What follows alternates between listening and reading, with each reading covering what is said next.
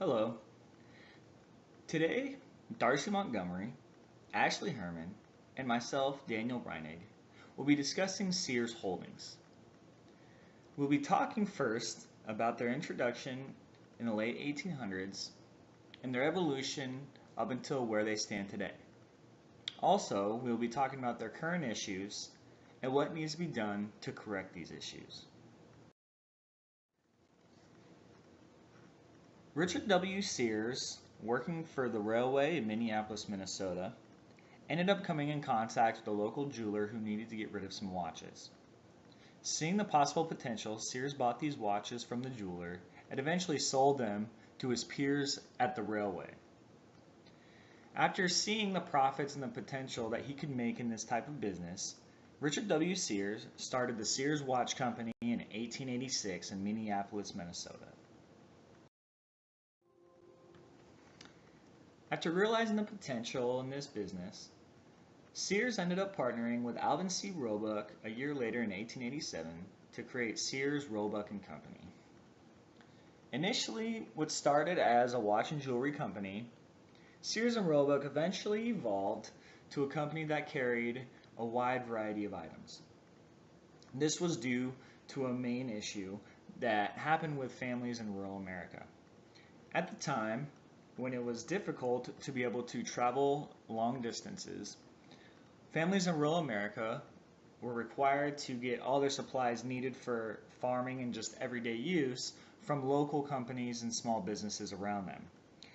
Because these businesses realized they couldn't travel too far and long distances to get the supplies they needed because of the lack of automobiles at the time, these companies marked up prices greatly.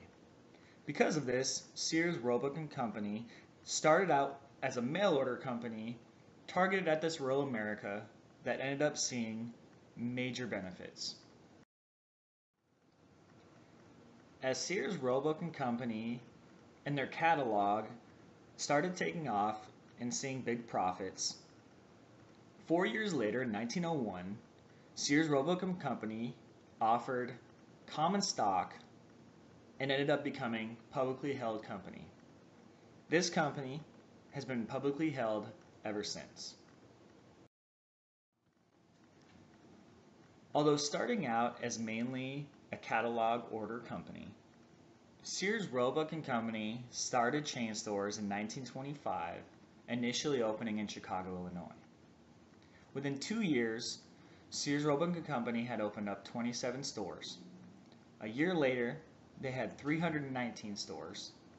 A year later, 400 stores. And by 1941, they had opened 600 stores nationwide. Initially, Sears, Roebuck and Company had said that they were having a hard time keeping up with the demand of the customers, even though they were opening up a new Sears, Roebuck and Company on average every other day. During this big expansion, Sears and Roebuck decided to start brands and subsidiaries to create more profit and more diversity for their company. In 1931, Sears and Roebuck started Allstate Insurance and Company and created sales location within many of their stores across America. Also, they developed brands such as Craftsman, Kenmore, and Die Hard, which can still be seen and bought at Sears locations today. Sears and Roebuck decided to turn their attention to innovation. At the time, most businesses had all of their items located behind a central counter that only the employee could access. If a customer wanted to see these items, they had to have the employee grab one for them. Sears and Roebuck decided to change this mentality. They began updating their store layouts and focused on building from the inside out. They developed aisles and they developed product locations to where customers could actually go and possess, hold, and test out some of these items on their own without needing the help of an employee. This changed the way that people shopped, and many businesses and companies started adopting this idea. After seeing huge success in America, after opening up their 600th store in 1941, Sears and Roebuck decided to open up their first international store in Cuba in 1942. After seeing the success of their international company, they also expanded to stores in Canada, Mexico, South America, and also much of Europe. After seeing massive growth in their worldwide expansion and revenues into the billions, Sears and Roebuck ended up expanding over the next 30 years. In 1973, Sears and Roebuck ended up developing the Sears Tower, which was at the time the world's tallest building. They also started to develop subsidiaries such as Dean Winter Financial Services, Caldwell Real Estate Group, Sears Merchandise Group, and Discover Card, to name a few. By the 1980s, Sears and Roebuck was considered the biggest retailer in the world. Although revenues reached $59 billion in 1992, Sears was presented with different problems. Although they had developed different brands and subsidiaries, Sears had seen dwindling profit margins over some of these bad business decisions. The Sears catalog, which was started in 1887, was forced to stop in 1993 because of negative profit margins seen by the company. In 1999, Sears developed Sears.com in order to keep up with developing internet companies and online shopping. In the year 2000, Sears had 863 mall-based stores with an additional 1,200 retail locations. Over the next few years, Sears was forced to make cost-cutting decisions in order to recover some of this dwindling profit margin. Some of these decisions included closing locations, firing employees, and cutting wages and benefits to many of their employees across the board. On March 24, 2005, Sears was bought out by Kmart for $11 billion. After this merger, Kmart and Sears ended up creating Sears Holdings, which included Land's End, Sears Home Services, Kmart, and Sears, to name a few. Although seeing profitability in the first couple of years after the merger, Sears Holdings started to see a massive decline in their business. With increased competition from Amazon, Walmart, Target, and Macy's, to name a few, Sears Holdings saw their business being surpassed by the competition. Between the years of 2011 and 2015, Sears Holdings lost a total of $7 billion. Because of this, they were forced to start selling off some of their brands and subsidiaries to make up for the losses in revenue. They also began to cut employees as well as their wages and commissions again. Although Sears Holdings led in innovation in the early 1900s in creating retail layouts and space that conform to consumers' needs, they fell behind in current online sales techniques. In 2009, to combat this, Sears Holdings developed Shop Your Way. This online mobile application was developed in order to have customers be able to see online advertisements and discounts and apply these to in-store purchases. This, however, backfired on the company. One employee was quoted as saying that this was confusing and poorly executed, killed profits, slowed down customer service, and featured target advertising. Currently, Sears Holdings has seen a massive decline in revenue and profitability. Recently, they've been forced to close many stores to provide profitability and liquidity back into the company. They have seen a sharp decrease in customer service with a high increase in worker and customer complaints. Store layouts have been poorly displayed with little to no upkeep. Product control and quality has also seen a massive decrease. Customer loyalty has pretty much vanished. Since 2007, Sears Holdings has seen 137,000 jobs lost from the company as a whole. Sears' current financial condition is dire. In 2014, Sears Holdings saw $31.2 billion in revenue. In 2015, due to many of the store closures, Sears Holdings saw $25 billion in revenue.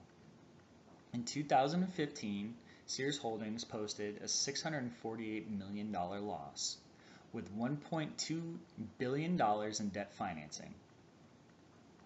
Sears Holdings also owns Seritage Growth Properties, which owned many of the locations that Sears had. They started selling off many of these real estate properties, and as of the end of 2015, there were 1,672 Sears and Kmart locations left. Although many analysts believe it's too late to save Sears Holdings, many people are now asking, what now? What is the next step in order for Sears Holdings to bounce back and become the world's leading retailer as they were in the 1980s and much of the early and mid 1900s? Analysts have surmised that Sears brand has hit the point of no return. Others say, don't count Sears out just yet. In taking a closer look at Sears Holding Corp., we'll begin by evaluating the corporate structure. Sears' current CEO is Edward Lampert. Eddie Lampert has been the target of scrutiny given the persistent losses Sears continues to experience. But is his criticism deserved? Eddie Lampert's background was in real estate, and he was a successful hedge fund manager. He was slated by experts to become the next Warren Buffett. While Warren Buffett had positive things to say about Lampert, he certainly has not risen to the level of Warren Buffett's prestige. Sears' current CFO is Robert Schreisham. While Mr. Schreisham does not garner the attention Eddie Lampert does, deserved or not, it is reported that Mr. Schreisham is planning on leaving the company. He will remain on board until his successor is found. Lampert was elevated to CEO in the Kmart acquisition in 2005. In 2008, he divided the company into 30 or 40 operating units. This created an environment of internal competition, generated animosity among coworkers, increased operating costs, and as a result, sales suffered tremendously. This action alone led to a 64% decrease in stock price and a significant $9 billion loss in sales. Critics suggest that this decision highlights Lampert's lack of retail knowledge and Sears is suffering because of it.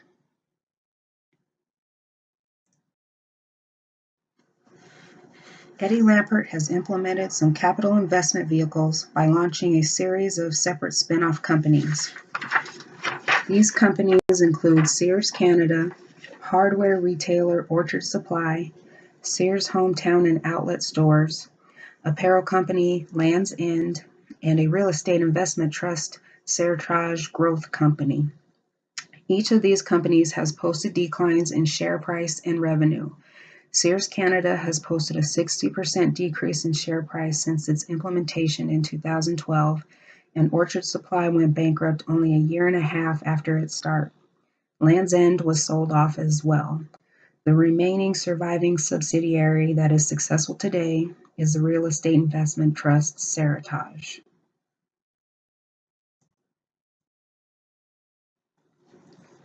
If you are a shareholder investing in Sears, it is possible you may have received some return on your investment. The shareholders were offered buyout options depending on the subsidiary and the timing the options were provided. However, most were not so lucky.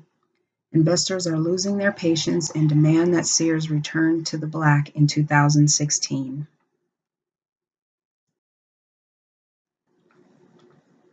Sears cannot leverage much more of their cash. They've borrowed to the point where they can borrow no more. Sears has hired Citigroup Inc. and Lion Group advisors to assist in evaluating the company's options. They have made efforts to increase liquidity by closing stores and paying down debt with a new term loan. It may not be advisable to pay debt with new debt, but it seems as if Sears may not have much choice if they want to survive and compete with other retailers. One analyst described Lampert as literally burning the furniture to heat the house.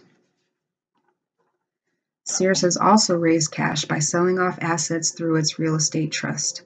This may be why Seritage is also doing so well financially compared to the other Sears spin-offs. Sears is considering expanding its Die Hard, Craftsman, and Kenmore brands by selling them in third-party retail outlet stores.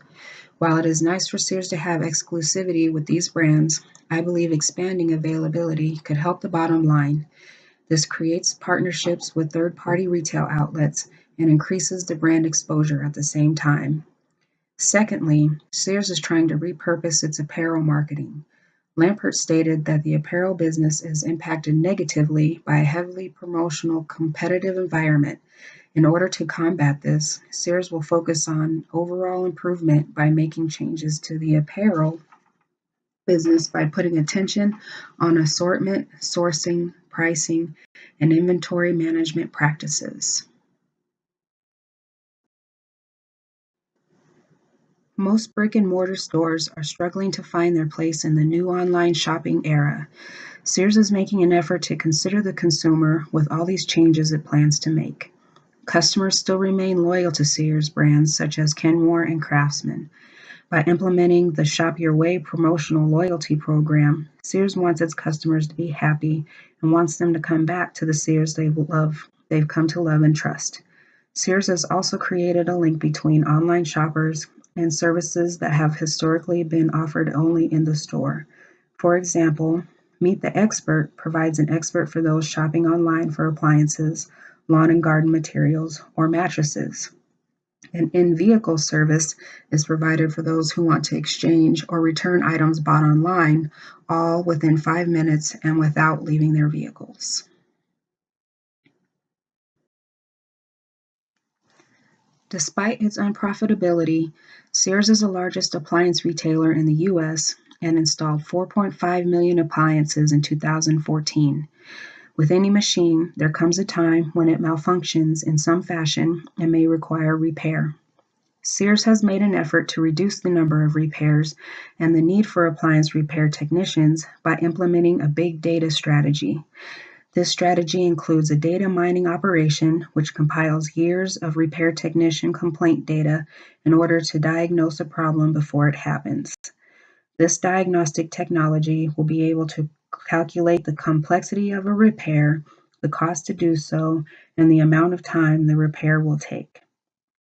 The strategy provides a win-win situation where the customer experiences less headache and the business reduces costs and maintains the repair business from competition. This strategy has resulted in repairs being fixed on the first visit to 75%. Sears' goal is 95%. However, I would say that this strategy is sound in an effort to increase customer satisfaction and decrease costs.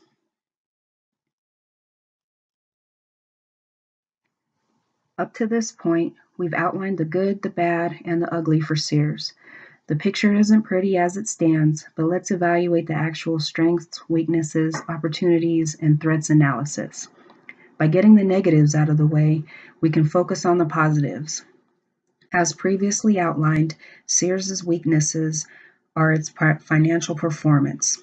Its threats are listed as intense competition, exposure to rising wages, and healthcare costs. It is an easy assumption that any business would face these threats. Sears needs to find a way to make themselves stand out from the discount retailers like Walmart. With that said, its classic brands like Craftsman and Die Hard are listed in the strengths column. These brands are well known and consumers will likely place value over price and are willing to pay a little more than test the you get what you pay for theory. For those who do not want to pay for value, Kmart will still offer goods for a lower price. Sears' shift from the store-centric retailer to a member-centric platform is listed as a strength. The focus on the customer and the benefits provided through the Shop Your Way rewards program can only improve its reputation with the fickle public. The third strength listed is Sears' focus on divestiture of its non-core assets. By selling the hometown and outlet division, separating from Land's End, and deconsolidating Sears Canada, Sears has generated more liquidity and allowed more room to focus on new strategies. Part of this new strategy is listed under the Opportunities column. Sears can use the new online era to its advantage by seeking to enhance its e-commerce and mobile commerce platforms. The U.S. Department of Commerce states that online shopping has generated $169 billion in 2010 and has since increased to $297 billion in 2014. Sears is making headway in this aspect. It would do them well to enhance this aspect to the best of their ability. Sears appears to be making changes in order to return to the glory of the old days. The dating mine-in program has yielded positive results as well as the consumer-focused changes in an online shopper world. I agree with the advisors that Sears has hired to outsource its brand products to third-party retailers. These changes will not turn Sears around overnight. However, it may lead to a shareholder revolt and the ousting of CEO Eddie Lampert. Shareholders have lost most of their investment in the last 5 years, and with the exit of the CFO, they may not have the patience it takes to turn the ship around under Lampert's direction. With the creation of poorly performing spin-offs, those on the outside say Lampert is out of touch with retail and should stick to real estate business. With that said, Lampert has created some promising strategies with the Shop Your Way program, enhance the online shopper experience, and reduce the costs of appliance repair business. I suggest it be time for Eddie Lampert to step down if next year's balance sheet does not show some improvement for Sears. It is understandable that it takes time to right the ship, but both shareholders and consumers may not have the patience. Sears is trying to recover from failed spin-offs, which may have added to Sears' losses for the past 5 years. Lampert's implementation of 40 different operating units has resulted in huge sales losses as well. The economy took a hit, and so did retail, so we won't put it all on Lampert's shoulders. I would suggest his time is limited if Sears cannot make improvement on the books, and fast.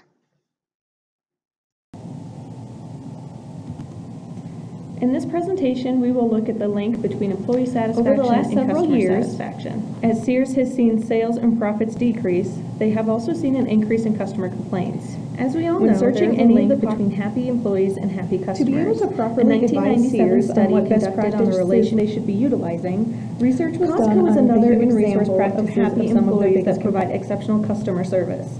It is well Costco known that also offers Costco benefits to employees all are some employees, full and part-time, with So what is it that 88% of employees really employees want? utilizing the medical Yes, benefits. everyone wants to have a nice salary and Support benefits employees' package, ideas, but there Show are that other you ways to value keep your employees' happy thoughts than and ideas by including them in business meetings and recommendations for decision-making Sears: whenever possible. hire the right people from the start.